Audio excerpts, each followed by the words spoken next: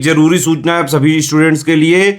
Study for civil services का Android app Google play store में आ चुका है, उसको प्लीज तुरंत इंस्टॉल कर लीजिए।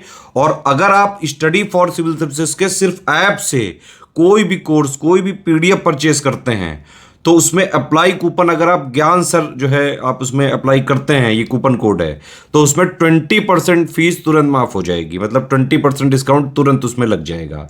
ज्ञान सर लिखना है, नॉर्मली ज्ञान सर, स्मॉल लेटर में है सब कुछ, कोई स्पेस नहीं, कोई कॉलम नहीं, सिर्फ ज्ञान सर, GYANSIR। इस तरह से अगर कूपन कोड लगाते हैं आप ऐप में बाई करने से पहले, जो अप्लाई कूपन वाले में आता है, तो 20% का डिस्काउंट तुरंत मिलेगा। वीडियो देखिए।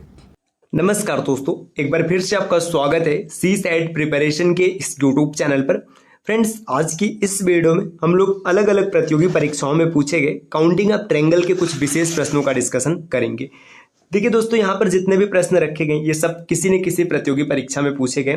हाँ, इन प्रश्नों का विकल्प यहाँ पर नहीं रखा गया, आप डायरेक्ट ऐसे प्रश्नों को देखते हुए चलिए, है ना। इसके बाद आगे की क्लास में विकल्प के साथ आपको प्रश्न मिलेंगे। आपको आज के सभी प्रश्नों में त्रिभुजों की कुल संख्या बतानी है।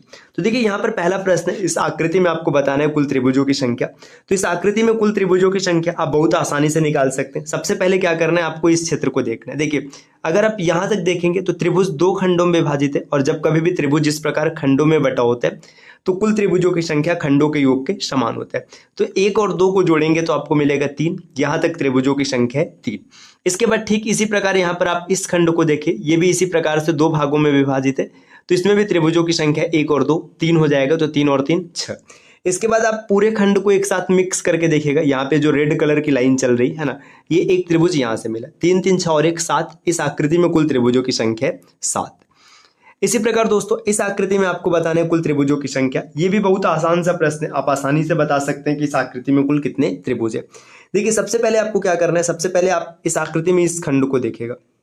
देखिए, यहाँ पर अगर आप देखेंगे तो ये कुल 2 खंडों में विभाजित है, त्रिभुजों की संख्या 3। इसका ठीक अपोजिट यहाँ पर आपको ये दिख रहा है, इसमें भी त्रिभुजों की संख्या हो जाएगी 3।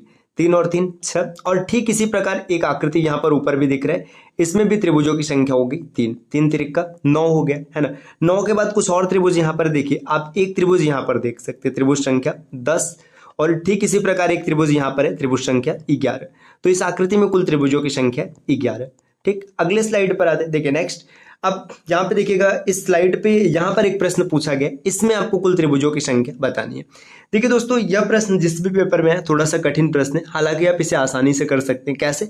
आपने पीछे जिन 2 प्रश्नों का डिस्कशन किया है ना, उन्हीं प्रश्न का प्रयोग इसमें किया जाएगा। देखिए, सबसे पहले इस आकृति को आप 3 भागों में तोड़ लीजिए। देखिए, ये पहला भाग रहा है ना, इस तरफ का ये त्रिभुज है ना, और ये इधर का दूसरा भाग रहा। ठीक, जब आपने 3 भागों में तोड़ लिया, आप देखिए तीनों भाग को ध्यान से देखिए।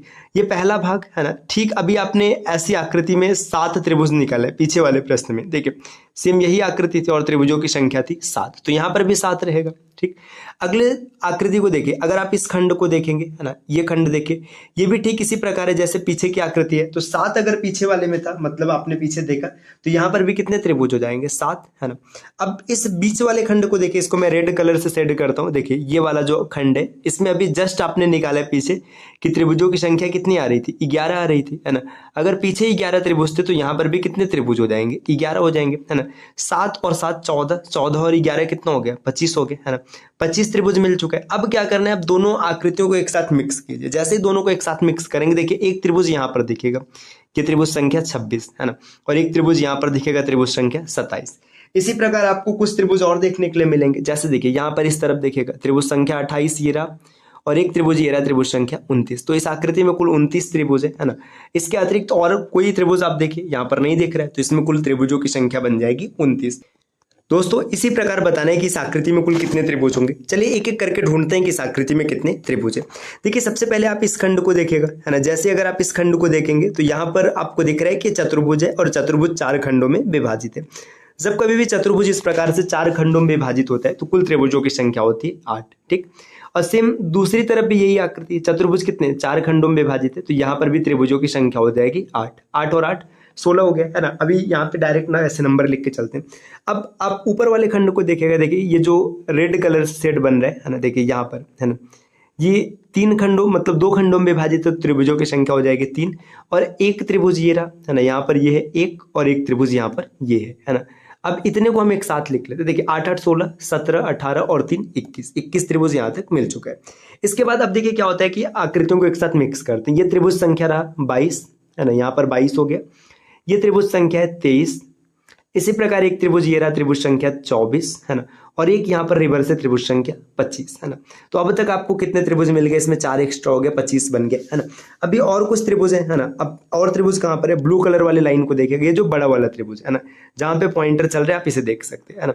ये देखिए इसमें कुल 3 त्रिभुज आपको मिलेंगे, तो 25 और प्लस 3 हो जाएगा, 25 3 28 हो गया। और एक्स्ट्रा त्रिभुज कहाँ पर है, आप येलो कलर के लाइन को देखिएगा, देखिए एक त्रिभुज यहाँ पर ये रहा त्रिभुज संख्या 29 और एक त्रिभुज यहाँ पे रहा त्रिभुज संख्या 30 है ना। 28 + 2 जैसे ही करेंगे तो हो जाएगा 30। इस आकृति में कुल 30 त्रिभुज है दोस्तों, इसे जरूर याद रखिएगा।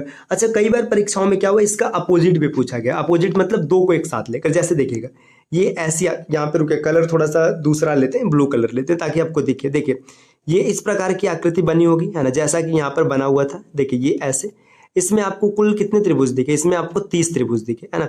तो क्या करता है कि यहाँ पे एग्जामिनर ऐसे ये एक और आकृति यहाँ पे बना लेता है, इसका जस्ट अपोजिट है ना, इसका सिमेट्रिकल डायग्राम है ना, और आपसे पूछ लिया जाता है कि बताइए इसमें कितने त्रिभुज होंगे। अगर 30 इसमें था तो 30 नीचे भी होगा, 60 होगा। तो ऐसा प्रश्न भी अगर कभी पेपर में बने तो आप याद रखिएगा इसमें 60 त्रिभुज बनेंगे। अगले स्लाइड पर आते हैं। इस आकृति में आपको बताना है कुल कितने त्रिभुज होंगे है ना। तो बहुत ही सामान्य सा क्वेश्चन है, पीछे पढ़े हुए 2 बेसिक कॉन्सेप्ट का प्रयोग कीजिए और प्रश्न का उत्तर आप प्राप्त करेंगे। देखिए सबसे पहले इसमें कौन सा कॉन्सेप्ट लगेगा, देखिए आप इस खंड को देखिए है ना। ये खंड यहाँ पे वर्ग 4 वर्ग या आयत बोल लीजिए या चतुर्भुज बोलिए, 4 भागों में विभाजित है, तो त्रिभुजों की संख्या हो जाएगी 8 है ना। अब ऊपर वाले सेगमेंट को देखिएगा, देखिए ये यहाँ पे जो इसका बिकर्ड है, इसके कॉर्नर पे टच नहीं कर रहा है। जब कॉर्नर पे टच नहीं करता है तो त्रिभुजों की संख्या होती है 6, 8 और 14 है ना। अब इसके बाद देखिए एक त्रिभुज यहाँ पर ये रहा त्रिभुज संख्या 15 और एक त्रिभुज यहाँ पर ये रहा त्रिभुज संख्या 16। तो इस आकृति में कुल त्रिभुजों की संख्या 16 आसानी से बन जाएगा। नेक्स्ट अगले स्लाइड पर आते हैं दोस्तों। इस आकृति में आपको बताना है कुल कितने त्रिभुज बनेंगे। देखिए सामान्य सा प्रश्न है, बस बेसिक कॉन्सेप्ट को यूज करना है और बहुत ज्यादा हड़बड़ाना नहीं है, सामान्य तरीके से प्रश्न बन जाएगा। इसमें आपको बताना है कुल कितने त्रिभुज बनेंगे। सबसे पहले आप इस खंड को देखिए है ना, ये चतुर्भुज है, 4 भागों में विभाजित है तो 8 त्रिभुज, और सेम इसी प्रकार यहाँ पर भी है, चतुर्भुज है, 4 भागों में विभाजित तो 8 त्रिभुज, 8 और 8 16 है ना। अब दोनों को एक साथ मिक्स करके देखेंगे, त्रिभुज संख्या 17 ये रहा है ना, और इसके बाद त्रिभुज संख्या 18 ये रहा, 18 हो गया। और एक त्रिभुज आप ऊपर देख सकते हो और एक नीचे, 18 और 2 20। तो इस आकृति में कुल 20 त्रिभुज है। अगले स्लाइड पर आते हैं। नेक्स्ट इस आकृति में दोस्तों आपको बताना है कुल कितने त्रिभुज बनेंगे। बहुत ही बेहतरीन प्रश्न है। देखिए सबसे पहले आप इतने खंड को देखिए, अगर आप इतने खंड को देखेंगे यहाँ पे जो बन रहे हैं, देखिए ये 3 भागों में विभाजित है तो त्रिभुजों की संख्या हो जाएगी 6। ठीक, इसके बाद आप सेम यही खंड यहाँ पर देख सकते हैं रेड कलर से है ना, ये भी 3 भागों में विभाजित है तो 6 त्रिभुज तो होना चाहिए था, लेकिन ये तो पहले से आ चुका है, तो कितने हो गए 5 है ना। सेम यही आकृति आप यहाँ पर फिर से देख सकते हैं है ना, देखिए ये यहाँ पर आप देख सकते हैं, जैसे आप यहाँ पर देखेंगे ये भी 6 होना चाहिए था, लेकिन एक पहले से आ चुका है, तो कितने होंगे 5 है ना। अब ठीक यही आकृति आप फिर से यहाँ पर देख सकते हैं, देखिए ये रहा है ना, जैसे आप यहाँ पर देखेंगे यहाँ पर भी कितने होने चाहिए थे, 6 होने चाहिए थे, लेकिन एक पहले से आ चुका है, तो कितने बनेंगे 5 बनेंगे है ना। इसी प्रकार आप अगली आकृति फिर से यहाँ पर देख सकते हैं, देखिए ये रहा है ना, यहाँ पर भी कितने होने चाहिए थे, यहाँ पर होने चाहिए थे 6, लेकिन एक पहले से आ चुका है तो 5 बनेगा है ना। और अंतिम में आप यहाँ पर एक आकृति फिर देख सकते हैं, देखिए ये आकृति है ना, अगर आप इसमें देखेंगे तो इसमें आना चाहिए था 6, लेकिन ये पहले से आ चुका है और ये भी पहले से आ चुका है, तो अब की बार 5 नहीं, अब की बार 4 आएगा। देखिए 6 5 11, 5 16, 16 और 4 20, 20 और 10 30, 30 त्रिभुज तो ऐसे डायरेक्ट मिल गए। इसके बाद येलो कलर को सेलेक्ट करते हैं, देखिए एक ये बड़ा वाला त्रिभुज, त्रिभुज संख्या 31 हो गया, और एक इसका अपोजिट बड़ा वाला त्रिभुज संख्या 32। तो इस आकृति में कुल त्रिभुजों की संख्या 32। तो दोस्तों ये काउंटिंग ऑफ ट्रायंगल जितने भी प्रकार के क्वेश्चन बन सकते हैं सबका डिस्कशन किया गया। अब प्रतियोगी परीक्षा में काउंटिंग ऑफ ट्रायंगल से कोई भी प्रश्न आएगा आप आसानी से कर पाएंगे। अगली क्लास से हम लोग काउंटिंग ऑफ क्वाड्रिलेटरल है ना, मतलब चतुर्भुज की कुल संख्या, इसको स्टार्ट करेंगे, जिसमें विभिन्न प्रकार के चतुर्भुज, वर्ग, आयत, समचतुर्भुज, समांतर चतुर्भुज है ना, ये सब निकालना सीखेंगे। तो छोटी सी क्लास रही, क्लास कैसी लगी कमेंट करके जरूर बताइएगा, और इस प्रकार के वीडियोस को लगातार देखने के लिए चैनल को सब्सक्राइब करना ना भूलिएगा। मिलते हैं दोस्तों आपसे नेक्स्ट वीडियो में, तब तक के लिए नमस्कार।